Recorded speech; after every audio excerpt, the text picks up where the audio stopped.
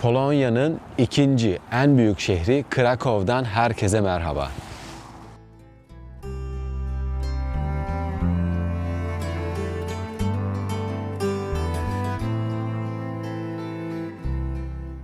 Krakow, Orta Çağ'dan kalma meydanları ve UNESCO mirası listesindeki tarihi dokusuyla kesinlikle görülmesi gereken şehirlerden biri. İkinci Dünya Savaşı'nda neredeyse hiç zarar görmemesi nedeniyle de tarihi güzelliğini günümüze kadar koruyabilmiş Polonya'nın nadir şehirlerinden. Ama Krakow'un iki farklı yüzü var.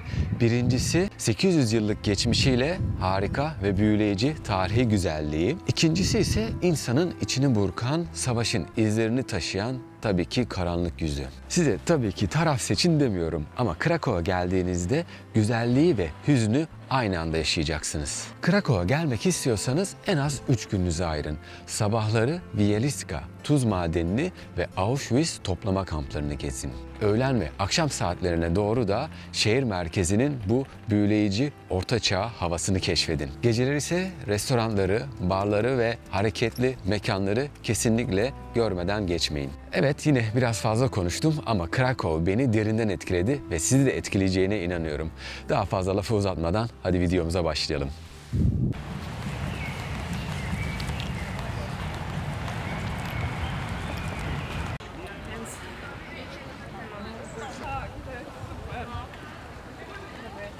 ...15. yüzyılda şehri savunmak için yapılmış barbakanın yanındayız. Gotik tarzda inşa edilmiş bu barbakan Avrupa'nın en iyi korunmuş savunma binalarından biridir.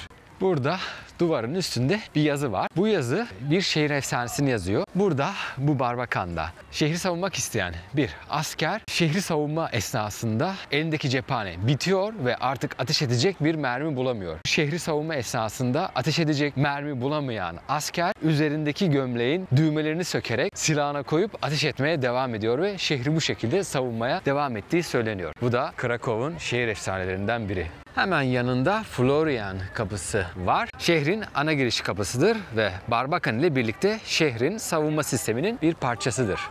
Şimdi Florian Kapısı'ndan girdik. Eskiden bu eski şehrin ve kraliyet yolunun ana giriş kapısı burası Florian Kapısı'ydı.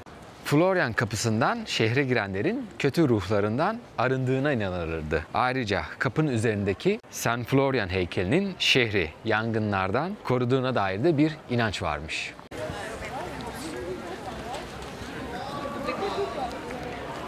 Florianska Caddesi, bir diğer adı da Kraliyet Caddesi'nde yürüyoruz. Bu cadde dış bölgeyi eski şehre bağlıyor.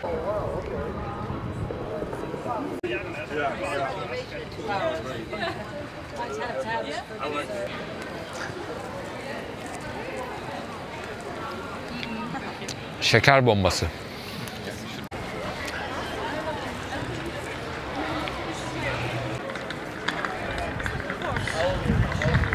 Avrupa'nın en büyük ortaçağ pazarlarından birindeyiz. Rhinek Glovini 1257 yılında kurulmuş.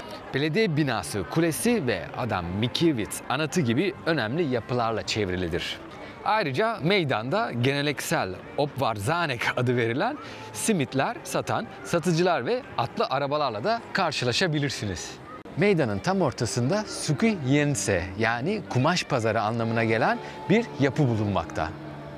Adından da belli olduğu gibi Orta Çağ zamanında burada kumaşlar ve tekstil ürünleri satılırdı. Ama şu anda da gördüğünüz gibi turistler için hediyelik eşya satan dükkanların olduğu bir yer haline gelmiş. Hemen dükkanların üstüne şöyle bakarsanız Polonya'da bulunan her şehrinde armaları burada sergilenmiş. Eğer daha çok sergi görmek isterseniz hemen bu binanın ikinci katına da çıkarak orada sürekli bulunan sanatsal eserlerin sergilerini bulabilirsiniz. Aziz Meryem Basilikası 14. yüzyılda inşa edilen bu gotik kilise özellikle ahşap oyma sanatının başyapıtı olan Weytos'un yaptığı sunakla ünlüdür. Kilisenin iki farklı silüete sahip kulesi mevcuttur ve bu kulelerde birçok hikaye ya da birçok efsaneye ev sahipliği yapar.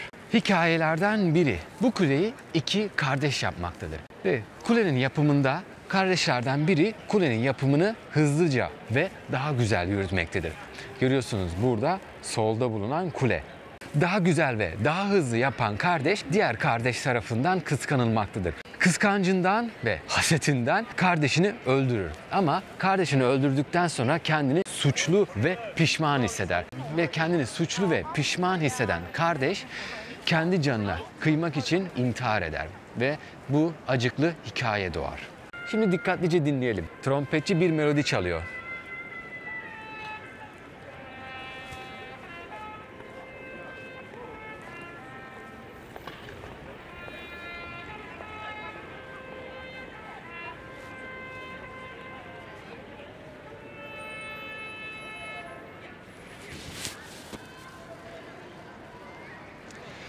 Evet, dikkat ettiyseniz trompetçinin çaldığı melodi yarıda kesildi. Bunun birden fazla hikayesi var, birden fazla efsanesi var. Birincisi ve en bilinenlerden biri burada. İşgal anında melodiyi çalan trompetçi işgal anında saldırıya uğradığını bildirmek için trompeti çalıyor ve o anda boynundan bir okla vuruluyor. Bu okla vurulduğu için de melodisi yarım kalıyor ve bu anı canlandırmak için de burada her saat başı bu melodi çalınıyor. Ve hikayelerden bir diğeri ise Krakow Eskişehir Meydanı surlarla çevriliydi. Ve genelde sabahları bu surlar açılır, akşamları kapatılırdı. Burada melodiyi çalan trompetçi sabah olduğunda melodiyi yarıda keserek diğer kapıdaki trompetçiye mesaj vermiş oluyor. Ve diğer yarısını da kapılarda bulunan trompetçi tamamlayarak mesajınız alındı, kapıları açıyoruz. Ve akşam olduğunda da yine bu kuleden bir melodi çalınıyor ve kapıların kapatılması mesajı gönderiyor. Ve kapılardaki trompetçi de geri kalan melodiyi tamamlayarak mesajınız alındı diyerek kapıları kapatıyor. Viyaliçka Tuz Madeni'nin önündeyim. Evet, ben gezimi tamamladım ama sizden öncelikle özür dilemem gerekir ki gezim esnasında mikrofonumda meydana gelen bir ses sorunu nedeniyle seste bir kalite sorunu yaşadık. Bu nedenle gezimin neredeyse bütün kısmını tekrar seslendirmem gerekti. Seste yaşanan sorundan dolayı sizden şu anda özür diliyorum. Burası giriş Tuz Madeni'ne. Hangi dilde bilet aldıysanız oraya gelip sırada bekliyorsunuz. Sizi o saatte içeri alıyorlar. Aldığınız biletlerdeki QR kodu okutarak içeri girebilirsiniz.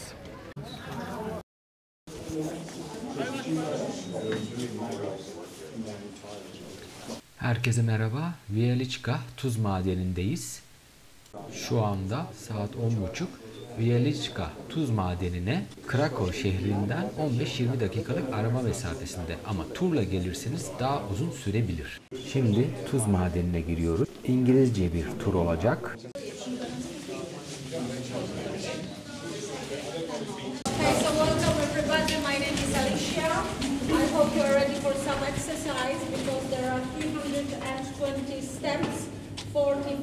You can see the number of lights on the wall, okay?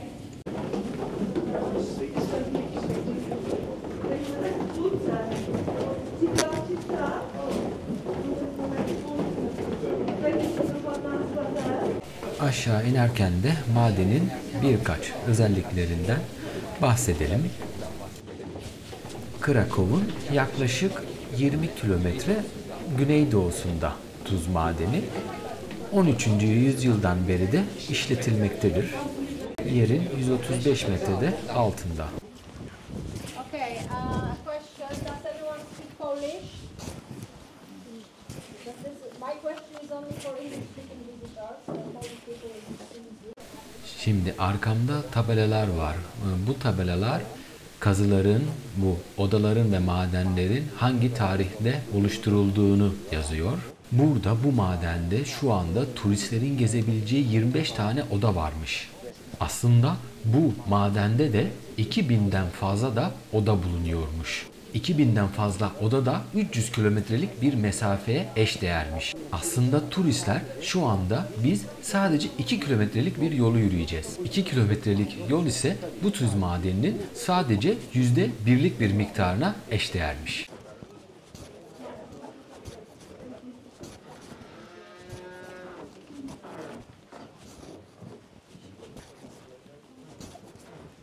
Of course, you can check it, you can touch the wall stays with your finger if you like.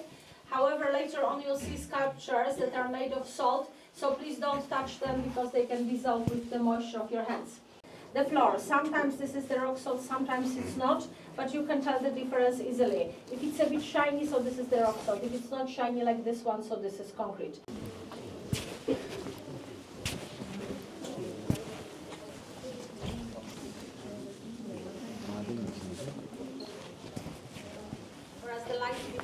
There means the sun. Every sculpture on the tourist road that has Evet, yere bakıyorsunuz, parlak bir yüzeyi var. Bu demek oluyor ki tuzdan yapılmış.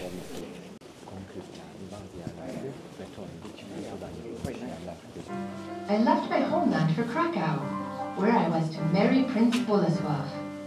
My father, the King of Hungary, wanted to give me gold and jewels, but I asked him for salt. They have no salt in Poland, I explained to my father, and thus I was given an entire salt mine and a dozen miners. What was I supposed to do with the gift?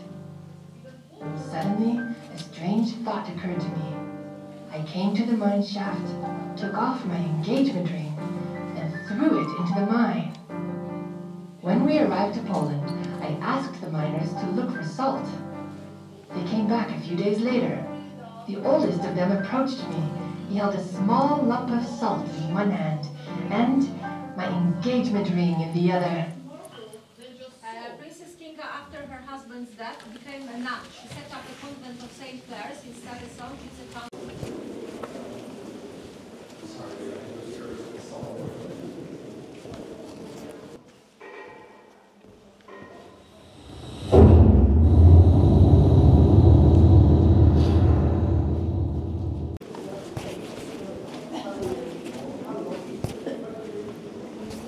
And if you can observe the horizon.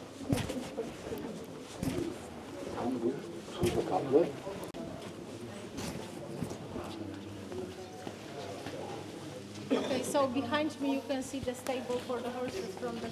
Şimdi burada bir maden kuyusu gösterildi. Bu kuyu insanları ve tuzları aşağı yukarı taşımaya yarıyormuş.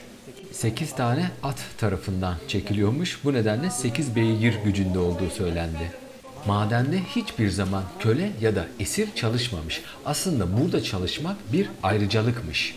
Ve burada çalışan madenciler maaşlarını alır ve bazen de hediye olarak tuz hediye edilirmiş. 300 years old. So the miners used such steps walking up and down. Of course they carried bags full of salt like backpacks, approximately 30-40 kilograms. Aşağıda 300 yıllık eski merdivenler böyle gidiyor.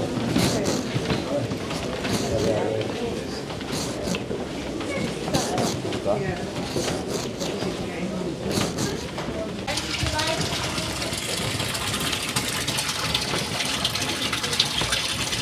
Tamamen satüre olmuş, çözmüş. Hala madenden akmaya devam ediyor. Okay, so the pub was called Our Father, Pater Noster, Our Father, because the Czech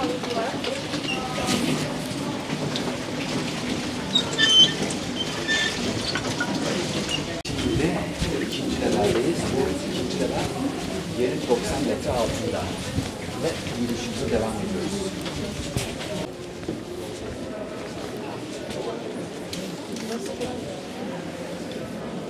Okay, so the cathedral is about 4 meters.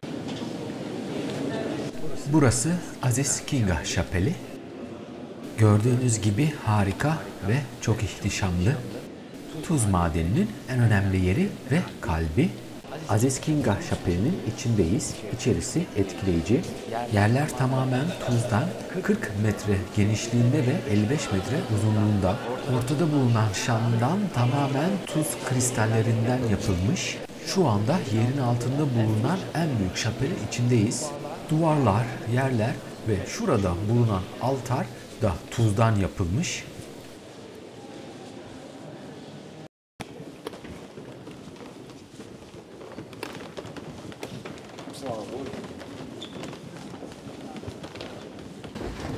Evet, gezinin son merdivenlerine doğru yaklaşmışız. Daha da aşağı iniyoruz.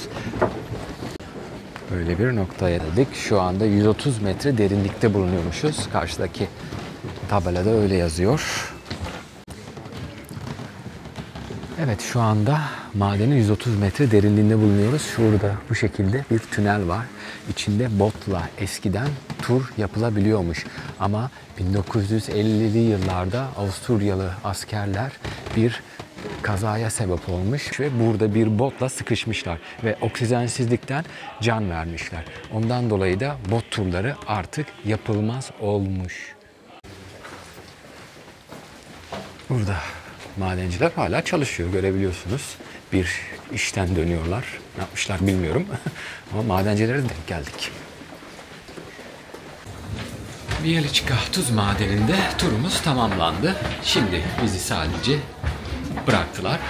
Burası saat 8'de kapanıyor. Saat 8'e kadar içeride kalabildiğimiz söylendi. Buranın içerisinde restoranlar var. Buranın içerisinde müzeler var. İstersek müzeleri gezebiliyormuşuz. İstersek burada saat akşam 8'e kadar da kalabiliyormuşuz. Bir sonraki 2 kilometrelik tur olan müzede bizim şu anda aldığımız bilete de dahilmiş. Biz de şu anda vaktimiz olduğu için zamanımızı hala burayı biraz keşiflemeye ayırıyoruz. Burada da turun sonuna geliyorsunuz. İsterseniz 2 numaralı asansör sırasından çıkışa gidebilirsiniz. 3 numaralı sıraya girdiğinizde de müzeye gidiyorsunuz. Biz müzeye de gezmek istiyoruz. Ekstra 2 kilometrelik bir turmuş.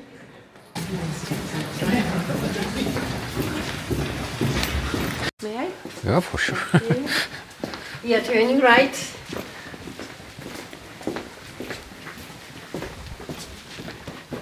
Şimdi müze kısmına geldik. Rehberimiz bize müzeyi gezdirecek. Yani turist turunun görmediğimiz kısımlarına doğru geldik. Okay, so geology of this mine first. So most probably talk about the fact that this deposit is unusual, most probably one of the kind in the world. So there's another layers, but a huge pieces of salt, like a chapel, geologically one piece of salt. So when the salt crystallizes for the second time, it always crystallizes in such a cubic shape, it dissolves. So it gets smaller, smaller, and nothing. So it cannot be any woman's best friend, unlike diamond. In a different chemical conditions, salt takes different shapes, forms, colors, maybe stalactites, stalagmites, stalagmites, maybe crystal, powder. Müzenin içinde bütün bir madenin haritası da var. 5 levelden oluşuyor. 1. 2. 3. 4. ve 5. level olarak dibe iniyor. Patikalar belirlenmiş. Bunu merak ediyordum aslında, böyle bir harita yapılmış mı diye. Bu müzede bu haritayı da görebiliyorsunuz. 6000 yıl önce bile insanlar tuzlu suyu buharlaştırarak bir ticaret malzemesi olarak kullanıyorlarmış. Çünkü tuz o zamanlarda çok önemliymiş. Yemekleri korumada, yemekleri uzun süre taze tutmada bir madde olarak kullanıldığı için tuz o zamanlarda da çok önemliymiş. Yine dikey taşımalarda kullanılan çok büyük bir şaftı görüyoruz. 1644'te burada bir yangın oluşmuş. Yani biliyoruz tuz yanmıyor, tuz tutuşmuyor ama burada kullanılan tahta malzemeleri yangından etkileniyor ve 1644'te oluşan bu yangın 8 ay boyunca sürmüş ve 8 ay boyunca yangının bitmesini beklemişler. 8 ay sonra içerideki oksijeni keserek yangını söndürmeyi başarabilmişler.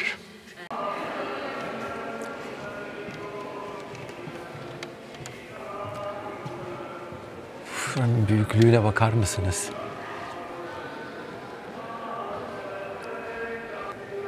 Yerin altında bir dünya resmen. Evet, tamamladık. Şimdi 45 saniyede yukarı çıkartacak bir asansörle şimdi yukarı çıkıyoruz.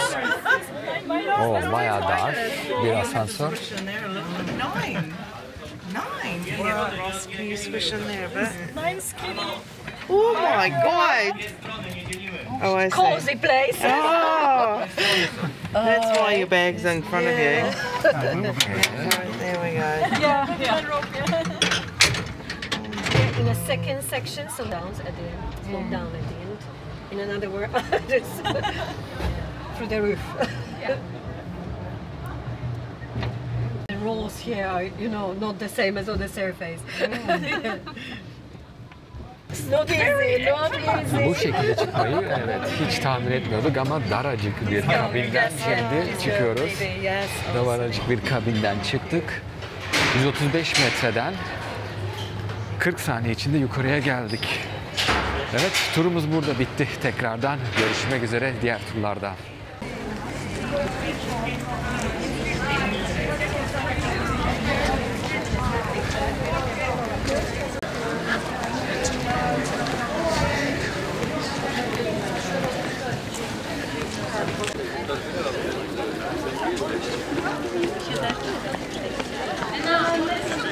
Şimdi de Wawel Kraliyet Kalesi'nin ve katedralinin önündeyim. Wawel Kalesi yüzyıllar boyunca Polonya'da kralların taç giyme törenlerinin gerçekleştiği ve kralların ve ailesinin ikamet ettiği yerdir. Kale, gotik, rönesans ve barok mimari tarzlarının bir birleşimini sergiler. Katedral ise Polonya'nın en önemli dini yapılarından biridir ve birçok kralın mezarını barındırır. Wawel ejderhası efsanesi bu kalenin en ünlü ve bilinen efsanelerinden ve hikayelerinden biridir. Rivayete göre bu kalenin yanındaki Vistül nehrinde bir mağarada bulunan ejderha şehri tehdit eder ve o zamanların kralı Krok ejderhaya tuzla dolu bir koyun sunar ve bu tuzla dolu olan koyunu yiyen ejderha çok susar ve nehirdeki suyu içmeye başlayarak patlayarak ölür. Bugün kalenin yakınında bir ejderhayı temsil eden bir heykel bulunmaktadır ve belirli aralıklarla ateş püskürtme gösterisi yapmaktadır. Burada nehirle Eskişehir arasında güzel tarihi bir cadde var. Tamamen araçlara kapalı ve yayalar için. Etrafında güzel dükkanlar, restoranlar ve oteller de var. Tabii buradan da böyle şehre doğru yürümenizi tavsiye ederim.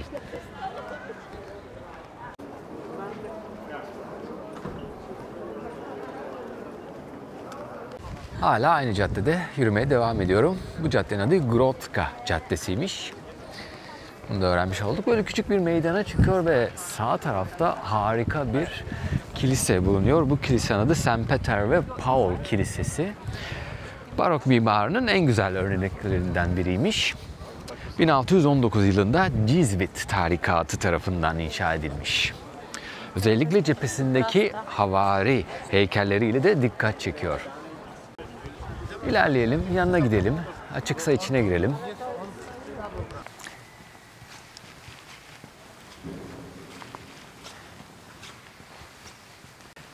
Evet, yeni bir efsane anlatma zamanı. St. Peter ve Paul Kilisesi halk arasında duaların kabul olduğu kilise olarak da geçmektedir.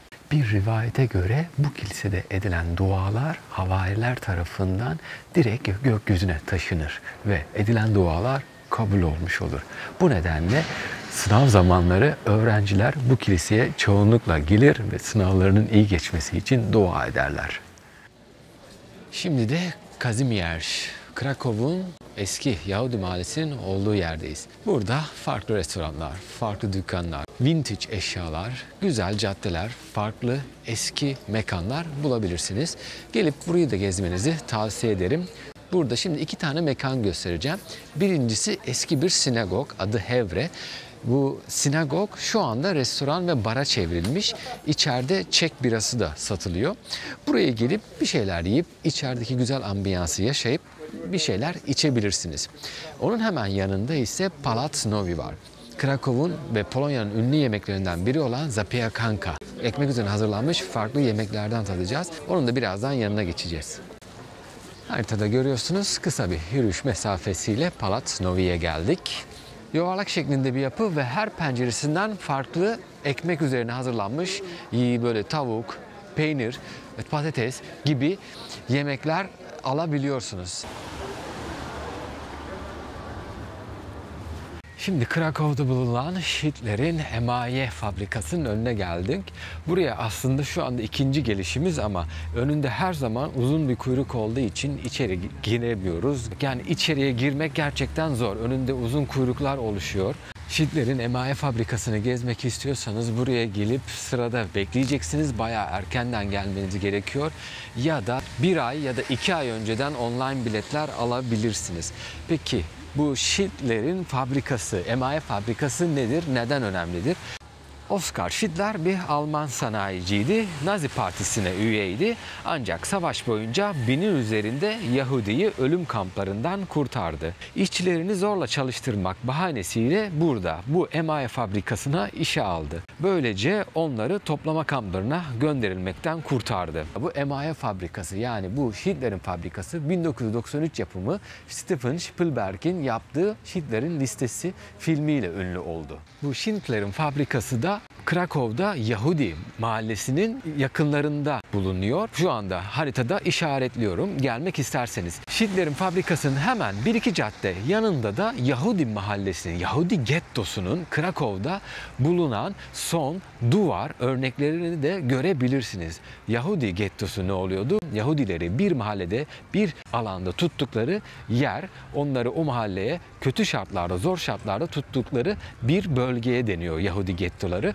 Ve bu duvar, bu Yahudilerin dışarı çıkmasını engelledikleri duvarın son parçaları da burada 1-2 cadde hemen Schindler'in fabrikasının yanında bulunuyor. Orayı da gidip görmenizi tavsiye ederim. Yes.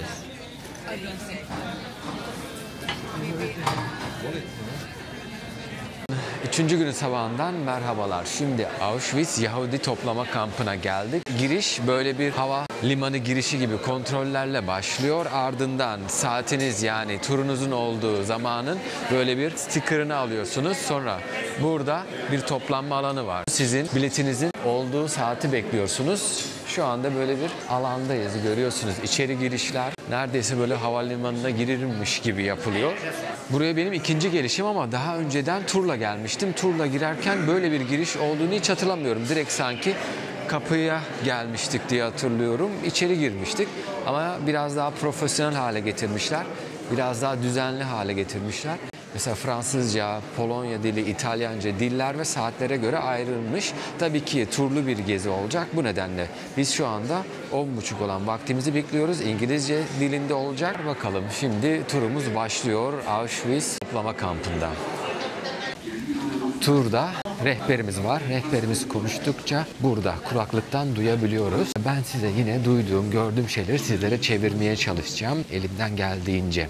Şimdi rehberimizi takip ediyoruz. İçeri doğru giriyoruz. İçeri doğru yürüdükçe kulaklarımızda insanların isimleri yankılanıyor. Ben de başka bir sinyal karışıyor diye düşünüyordum.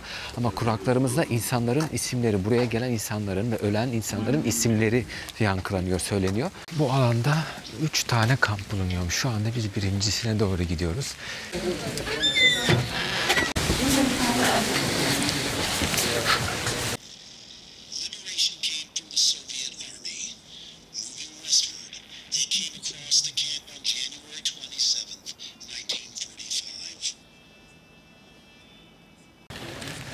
Burada bu tahta binalarda Alman SS görevliler yaşıyormuş. Bu etrafı tamamen elektrikli tellerle çevrilmiş buranın. Şimdi ana kapıdan geçiyoruz. Burada kapıda görüyorsunuz Arbeit macht frei yazıyor. Yani çalışmak sizi özgür kılar. Ama buraya kimse çalışmak için getirilmedi diyorlar.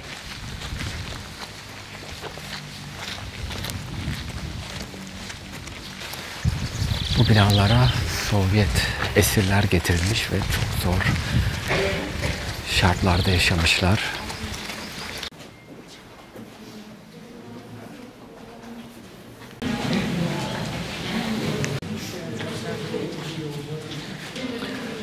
Alman ırkından Polonyalılar, Ruslar ve Yahudiler ve Çingenelerden arındırılmalıdır diye yazan bir şey. Yahudi ırkı tamamen yok edilmelidir diye yazan bir yazı. Burada da yakılmış insan külleri burada toplanmış bir şekilde sunuluyor 1940 ve 1945 arasında. Şimdi şöyle anlatalım. 1939 1 Eylül yılında Almanya ve Rusya Polonya'yı işgal etti ve bu işgal esnasında birçok toplama kampları oluşturuldu. Auschwitz bunlardan neredeyse en büyüğü olanlardan.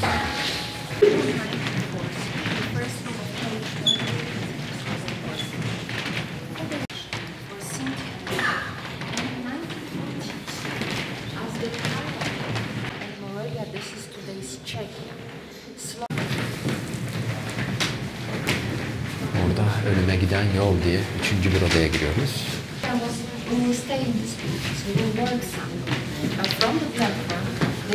Bu odada toplama kampına getirilen insanların seçim sürecine şahit oluyoruz. Vagonlardan indirilen kişiler 2 gruba ayrılıyor. Sağda erkekler ve solda kadınlar ve çocuklar toplanıyor. Seçim süreci çok hızlı gerçekleşiyor. Burada görüyorsunuz SS askerleri toplanmış kişilerin önünde duruyor ve kadınlar ve çocuklar seçim sürecini burada bekliyor. Görüyorsunuz. Seçim süreci çok hızlı gerçekleşiyor. SS komutanı eliyle gizlice yaşama mı ölüme mi gitmesine karar veriyor. Ve sonra görüyorsunuz kadınlar ve çocuklar genelde ölüme yürüyorlar. Seçim sonrası boşaltılmış vagonlar ve buraya getirilen kişilerin etrafa saçılmış eşyalarını görüyoruz. Gizlice çekilmiş bir fotoğrafta da cesetlerin açık alanda yakılışına şahit oluyoruz. Bir sonraki bölümde de kullanılmış gaz odalarının bir maketine şahit oluyoruz. Bu gaz odalarında Zyklon B denen bir pestisit kullanılırdı, böcek ilacıydı. Bu kaplarda getiriliyordu. Ölmesine karar verilmiş olan kişileri de bu duş ve banyo süsü verilmiş odalarda toplayarak toplu katliama sebep oluyorlardı. Devamında ise kişisel eşyalara tanık oluyoruz. Gözlükler, şapkalar, protez eşyalar, yanlarında getirdikleri kap, bardaklar. Tabii ki o kadar insanın yanında getirip ve bıraktığı ayakkabılar, görüyorsunuz ne kadar çok ayakkabı birikmiş. Yığınla dağlar kadar, hemen yakında da şahit oluyorsunuz. Böyle yakından bakabiliyorsunuz. Çocukların ayakkabıları, onlar küçük bir alanda toplanmış. Ve tabii ki yeni bir hayata başlanılacak vaadiyle bütün eşyalarını yanlarına toplayıp getirdikleri valizler, çantalar. Auschwitz kampı yüksek ölüm oranları nedeniyle insanların vücuduna numara dövme yapılan tek yerdi. Kişileri de daha hızlı kategorize etmek için kıyafetlerinin üstüne bazı şekiller ve renkler çizildi. Bu kumaş kıyafetlerinin üstünde burada görüyorsunuz şekiller, isimler ve ırkları yazardı ve bu kıyafetleri giyerlerdi. Yine duvarlarda buraya gelmiş olan kişilerin geliş tarihi ve ölüm tarihleri olan portre resimler verilmiş. Çocukların da yaşadıkları zorluklardan bahsediliyor. Sovyet ordusu buraya gelip burada kalan insanları kurtardığında sadece Almanca isimlerini söyleyebiliyorlarmış. Ağızlarından başka hiçbir şey çıkmıyormuş. Bu 10. blokta bütün medikal deneyler yapılmış. Bu ölümcül deneyler genelde bu 10 ve 11. bloklarda gerçekleştirilmiş Alman doktorlar, Alman kimyacılar tarafından. Bu 11. blok ölüm bloğu olarak da bilinirmiş.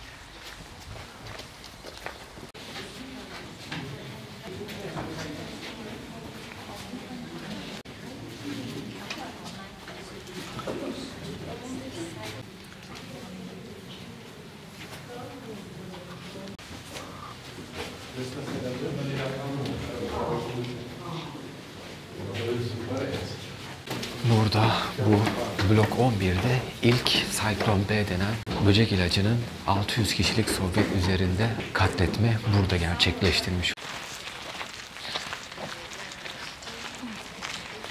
Burası esirlerin her gün toplanıp sayıldığı yermiş. Doğru sayı çıkana kadar sayarlarmış. Sürekli tekrarlarlarmış eğer yanlış sayı çıkarlarsa. Auschwitz kampının en üst rütbeli görevlisi Rauf Haus 1947'de yakalanarak burada tek gaz odasının önünde asılarak idam edilmiş. Şimdi Auschwitz kampındaki zamanımıza kadar gelebilen ve şu ana kadar ayakta kalabilen tek gaz odasının içine giriyoruz. Son kez ışıkları gördükleri yerde bu karanlık kapıdan geçiyorlardı.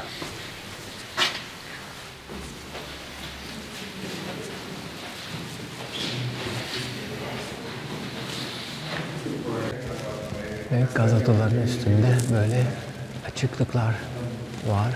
Bu açıklıklardan içeriye Zyklon B denen gaz atılıyordu. Burada toplu katliamlar meydana geldikten sonra bir sonraki odaya alınıyorlardı. Bir sonraki odaya alınan kişiler ölü bedenler ve buralarda yakılıyordu. Krematorium denen odalar buralarda yakımları gerçekleştiriliyormuş.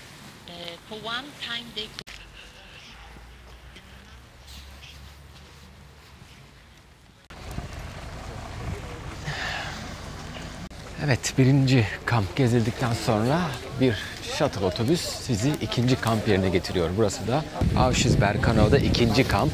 Genelde imha kampı olarak nitelendiren bölge burasıydı.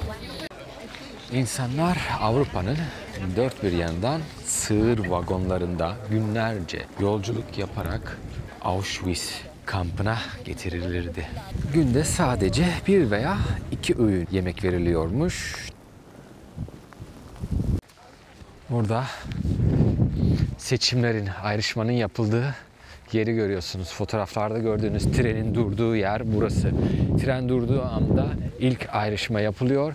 Erkekler, sağlıklı erkekler, çalışabilecek erkekler burada sol taraftaki kamplara gönderiliyor ve genç kadınlar, sağlıklı kadınlar burada sağ taraftaki barakalara gönderiliyordu. Ve birçok, yani %75 kadar gelen buraya insanların çoğu buradan bu yolu devam ederek gaz odalarına ve krematoryumlara ölüme doğru yürüyorlardı.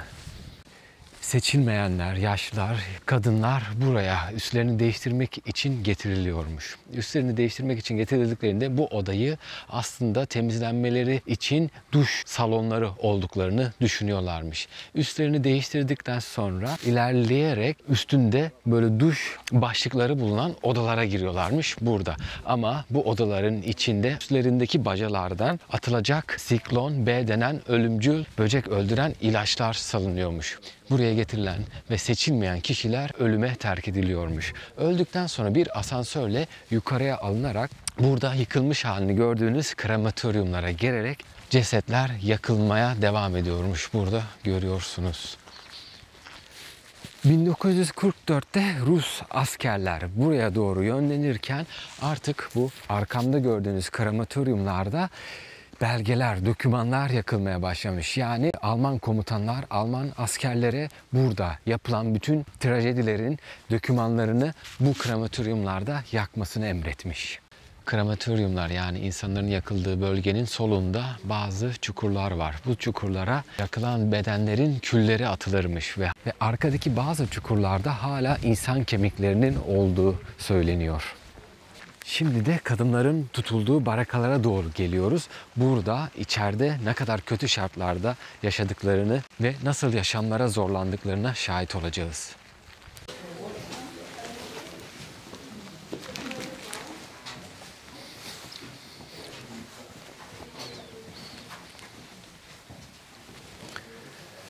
Burada yıkanma odaları. 1942 ile 1944 arasında bu barakada 700'e yakın anne ve çocuğu tutulmuş. Görüyorsunuz burada sadece yattıkları yerler mevcut.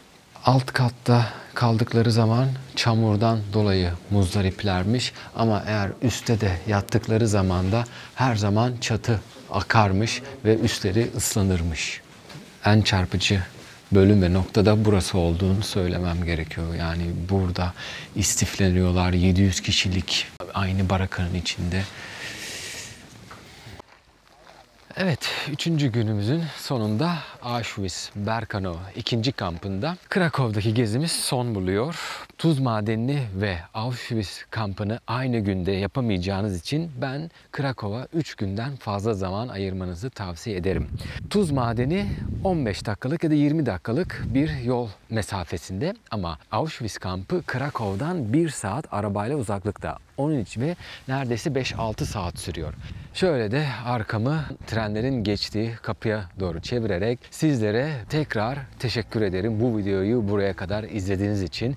Kanala abone değilseniz tekrar abone olmayı unutmayın. Bir sonraki videolarda görüşmek üzere. Kendinize iyi bakın, sağlıcakla kalın ve hoşça kalın.